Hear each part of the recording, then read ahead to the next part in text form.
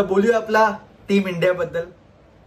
Team India ODI champions म्हणून entry घेते या वर्ल्ड कपमध्ये, पण फॉर्म थोडासा चलबिचल राहिला आहे. ऑस्ट्रेलियामध्ये हरवलं, श्रीलंका विरुद्ध सिरीज जिंकली, पण साऊथ आफ्रिका आणि इंग्लंड विरुद्ध सिरीज गमावल्या. बॅटिंग लाईनअपमध्ये यास्तिया भाटियाला नंबर 3 वर प्रमोट करण्याचा प्रयत्न केला आहे.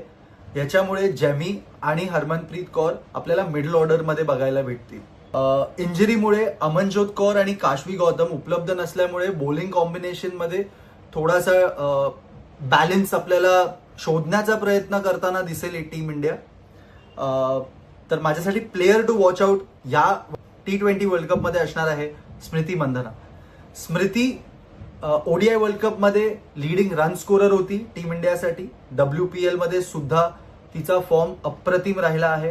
वरून ती इंग्लंडच्या कंडिशन्सला ओळखून आहे, म्हणून मला असं वाटतं की स्मृतीमध्ये ती केपेबिलिटी आहे. जर तिचा फॉर्म T20 वर्ल्ड कप मध्ये आपल्याला बघायला मिळाला तर इंडिया नक्की ट्रॉफी पर्यंत पोहोचू शकते.